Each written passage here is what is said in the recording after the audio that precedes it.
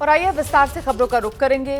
राजस्थान की राजधानी जयपुर, गुलाबी शहर कहा जाता है जयपुर, और यहां हिट एंड रन का एक दिल दहलाने वाला मामला सामने आया है। एक बेकाबू कार ने 10 लोगों को कुचल डाला। इस हादसे में अब तक 3 लोगों की मौत हो चुकी है। जयपुर के नाहरगढ़ इलाके में कल रात करीब 9:30 बजे का वक्त बताया जा रहा है जब यह हादसा हुआ। पैदल और बाइक सवार जो गुजर रहे थे, सामने सड़क के बीचों बीच एक बड़ा सा पेड़ था।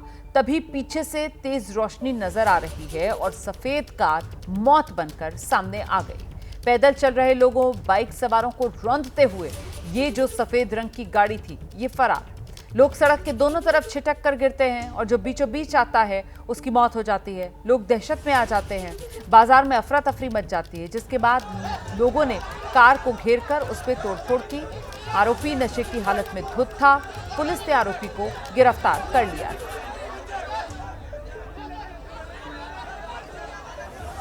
तो बीती रात ये हादसा और उसको लेकर लोगों में आज नाराजगी। देखिए किस तरीके से विरोध प्रदर्शन हो रहा है। सड़कों पर लोग उतर आए हैं, मांग कर रहे हैं मुआवजे के लिए, पीड़ित परिवार को मुआवजा दिया जाए। साथ ही जो पीड़ित परिवार हैं उनके एक एक सदस्य को सरकारी नौकरी दी जाए। ये वो मांग है जो सरकार से की जा रही है। और अपनी इन्हीं मांगों को लेकर जो पीड़ित पक्ष है वो सड़क पर बैठा हुआ है। 3 लोगों की मौत हो चुकी है, 3 लोगों के परिवार उजड़ चुके हैं। कुल 10 लोग जो घायल हुए थे। देखिए किस तरीके से ये सफेद रंग की एसयूवी कार पूरी तरीके से बेकाबू नजर आ रही है। और वजह बेकाबू होने की ये सामने आई कि जो ड्राइवर था वो नशे में धुत। ड्राइवर को पुलिस ने गिरफ्तार कर लिया। दरअसल कल जिस वक्त ये हादसा हुआ उसी वक्त वहां मौजूद लोगों ने इस कार सवार को पकड़ा, पुलिस के हवाले किया। इसकी जमकर धुनाई भी हुई।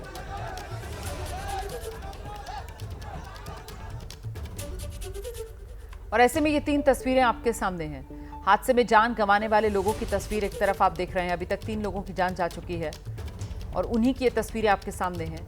जयपुर में जो हादसा हुआ वो सीसीटीवी में कैद हो गया। हादसे के वक्त की तस्वीर भी आप देख रहे हैं। वहीं कार से कुचलने वाला शख्स, उस्मान इसका नाम बताया जा रहा है, गिरफ्तार इसे कर लिया गया है। और जिस वक्त ये हादसा हुआ उस वक्त ये नशे में धुत था।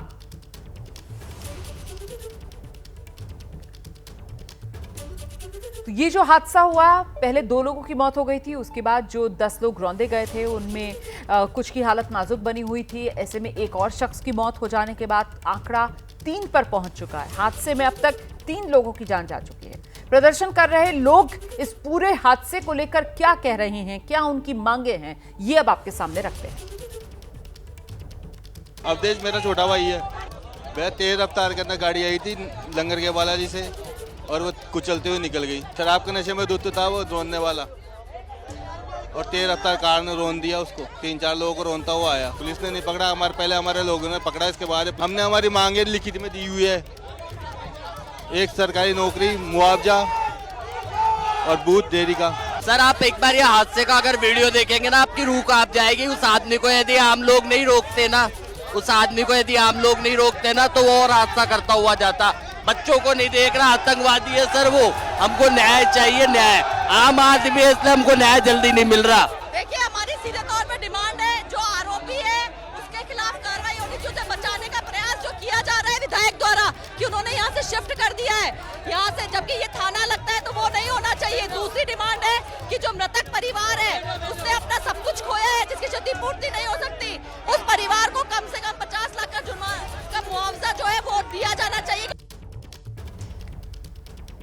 सीधे आपको लेकर चलते हैं। हमारे साथ हमारे सहयोगी गोविंद साहू इस वक्त मौजूद हैं और जरा जानते हैं गोविंद से। गोविंद, बीती रात ये हादसा हुआ, आज सुबह से हम देख रहे हैं कि इस हादसे को लेकर लोगों में इतनी नाराजगी, विरोध प्रदर्शन करते हुए लोग नजर आ रहे हैं। अभी भी सड़कों पर डटे हुए हैं क्या लोग थाने के सामने?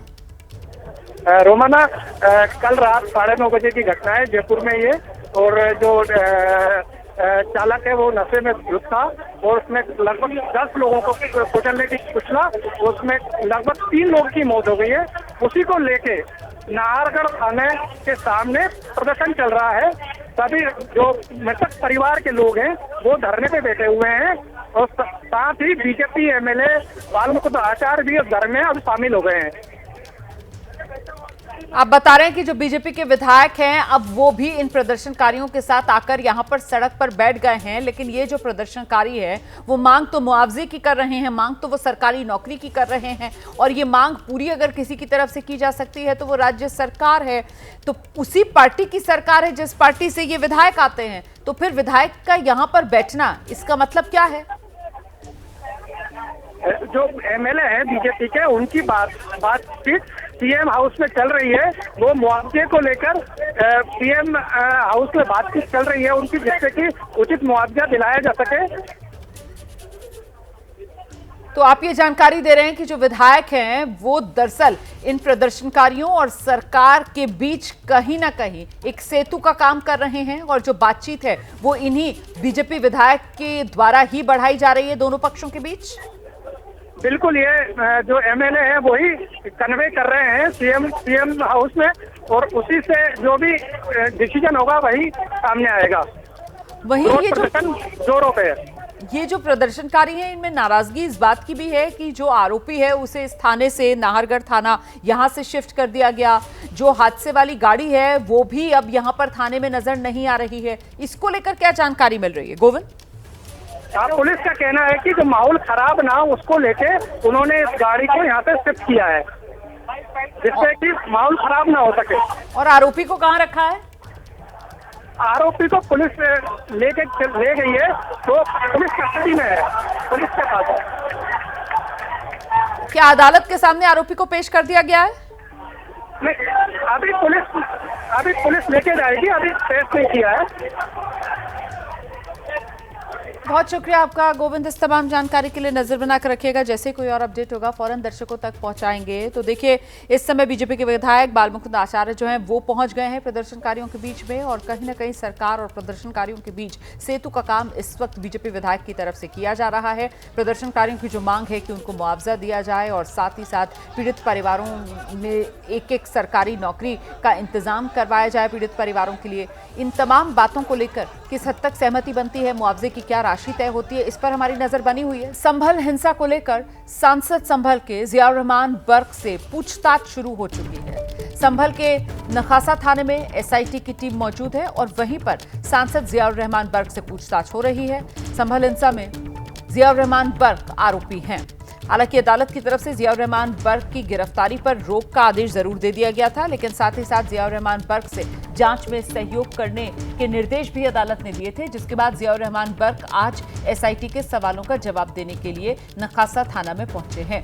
ये उस समय की तस्वीरें जिस समय नखासा थाने में पहुंचे थे जियाउर रहमान बर्क। परिवार से साथ में कोई नहीं, लेकिन जो वकीलों की टीम है वो सांसद के साथ यहां थाने पहुंची। एसआईटी के सवालों का जवाब इस वक्त जियाउर रहमान बर्क दे रहे हैं, और जो जानकारी मिल रही है लंबी चौड़ी फहरिस्त सवालों की एसआईटी की तरफ से तैयार की गई है जियाउर रहमान बर्क के सामने रखने के लिए।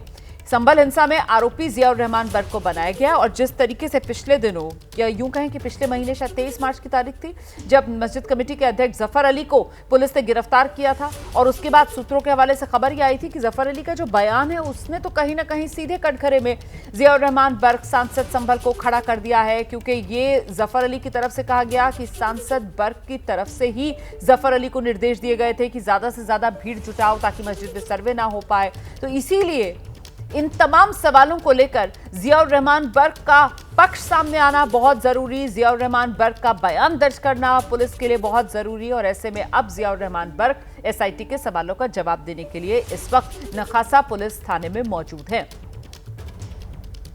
24 नवंबर 2024 संभल में हिंसा हुई थी, और उसी हिंसा की जांच को आगे बढ़ाते हुए पुलिस की तरफ से संभल के सांसद जियाउर रहमान बर्क को भी आरोपी बनाया गया था। इसी सिलसिले में अब एसआईटी जियाउर रहमान बर्क से पूछताछ कर रही है।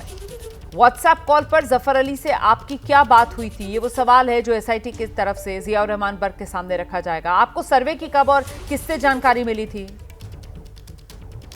19 नवंबर को सर्वे के दौरान भीड़ को आपने बुलाया था क्या? ये तमाम सवाल और इन सवालों का जवाब जियाउर रहमान बर्क की तरफ से क्या दिया जाता है, इसको लेकर भी सबकी नजरें बनी हुई हैं। हम सीधे आपको लेकर चलेंगे। हमारे साथ हमारे सहयोगी शिवांक मिश्रा इस वक्त मौजूद है। जरा जानते हैं शिवांक से। शिवांक, करीब 1 घंटे का वक्त होने जा रहा है। जियाउर रहमान बर्क नखासा थाने में मौजूद है और यहीं पर एसआईटी के सवालों का वो जवाब दे रहे हैं। सूत्र कुछ जानकारी दे रहे हैं, जांच में सहयोग जियाउर रहमान बर्क कर रहे हैं क्या?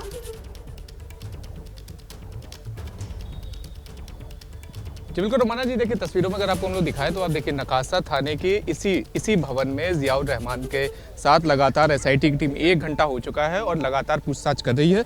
जो जानकारी मिल रही है सूत्रों के द्वारा कि जो सबूत इकट्ठा करे थे एसआईटी ने जियाउर रहमान के खिलाफ, जिस तरह से जो मतलब जिक्र आया था कि मतलब जफर के साथ इनकी बातचीत हुई थी और उसके अलावा जो अन्य जितने भी सबूत इकट्ठा हुए थे, तो वो सारे सबूत जियाउर रहमान को सामने से दिखाई जा रहे हैं और उनसे उसके ऊपर उनका पक्ष जाना जा रहा है कि उनका उसके ऊपर क्या कहना है। क्योंकि देखिए जिस तरह से लगातार एसआईटी ने जिस वक्त जफर अंसारी ने जमानत मांगी थी यहाँ पर जफर अली ने, उस वक्त यहाँ पर अभियोजन पक्ष ने ये बताया था कि यहाँ पर जामा मस्जिद के सदर जफर अली और जियाउर रहमान की आपस में बातचीत हुई थी व्हाट्सएप पर, और उस बातचीत में ऐसा अभियोजन पक्ष का कहना था कि जफर अली ने आरोप लगाया था कि जियाउर रहमान ने उनसे कहा था कि आप भीड़ इकट्ठा करिए और सर्वे को किसी भी तरह से आप रोकिए।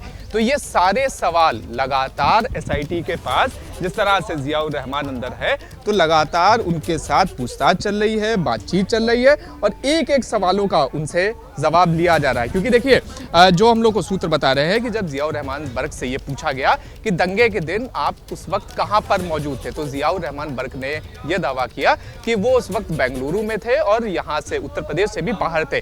तो अब उनसे ये सवाल पूछा गया एसआईटी की तरफ से कि वो बेंगलुरु क्यों गए थे, किस वजह से वो गए थे, क्या कारण था, और उसके अलावा जो अन्य सवाल हैं कि जिस दिन दंगा हुआ था उस दिन 7 बजे से लेकर 10 बजे के बीच में ये जो सारी हिंसा हुई थी, उस वक्त उन्होंने किन किन लोगों के साथ बातचीत करी। क्योंकि देखिए कई सारे ऐसे अभियुक्त हैं जफर अली के अलावा भी जिनके साथ एसआईटी को ये जानकारी मिली थी कि उनकी जियाउर रहमान के साथ बातचीत हुई थी, ऐसा एसआईटी ने आरोप लगाया था, संभल पुलिस ने आरोप लगाया था। तो उन सभी आरोपों पर उनसे लगातार जवाब मांगा जा रहा है, पक्ष मांगा जा रहा है कि आखिर उन्होंने क्या बातचीत करी थी। क्योंकि देखिए जिस तरह से पुलिस का अगर हम लोग वर्जन मांगे, क्योंकि जिस तरह से पुलिस ने मुकदमा भी दर्ज करवाया था जियाउर रहमान के ऊपर और दंगों के उसमें पूरा उन्हें आरोपी बनाया था, तो उसमें पुलिस का स्पष्ट ये कहना था कि जियाउर रहमान लगातार जो लोग दंगे में शामिल थे उनके साथ बातचीत कर रहे थे, ऐसा पुलिस का आरोप था। तो इन सभी आरोपों के ऊपर लगातार पूछताछ चल रही है। 1 घंटे से ज्यादा समय हो चुका है। 100 से ज्यादा सवालों के सेट है और उसके अलावा 100 सेट खाली सवालों के हैं, उसके अलावा 100 से ज्यादा सेट क्रॉस क्वेश्चंस के भी है रोमाना जी, कि जिस तरह से वो जवाब देंगे तो उसी तरह से उनसे क्रॉस क्वेश्चंस भी करे जाएंगे। और उसके अलावा एक और जब सवाल जवाब होगा तो फिर बात से बात निकलेगी और ऐसे में कुछ और सवाल वो क्रॉस क्वेश्चनिंग के लिए भी तैयार वहां पर रखे गए हैं एसआईटी की तरफ से। बहुत शुक्रिया आपका शिवांक, नजर बनाकर रखिएगा, आगे आपके पास आएंगे और अपडेट के लिए। इस बीच एसआईटी के सामने पेश होने से पहले समाजवादी पार्टी के सांसद जियाउर रहमान बर्क का बयान भी सामने आया है, वो सुनिए जरा। न्यायालय का आदेश था जिस प्रकार से मेरे जो केस लिखा गया था, और मैं पहले से कह रहा हूँ वो केस मेरे पर गलत लिखा गया था और मैं इसलिए माननीय उच्च न्यायालय की शरण में गया था। मेरी जिम्मेदारी है, कानून व्यवस्था पर, संविधान पर मैं विश्वास रखता हूँ और उसके साथ साथ माननीय न्यायपालिका पर मुझे पूरा यकीन है। मैं पहले भी कह चुका हूँ जो भी है मैं तो पूरी तरह से सहयोग करने के लिए तैयार हूँ और सहयोग करूंगा।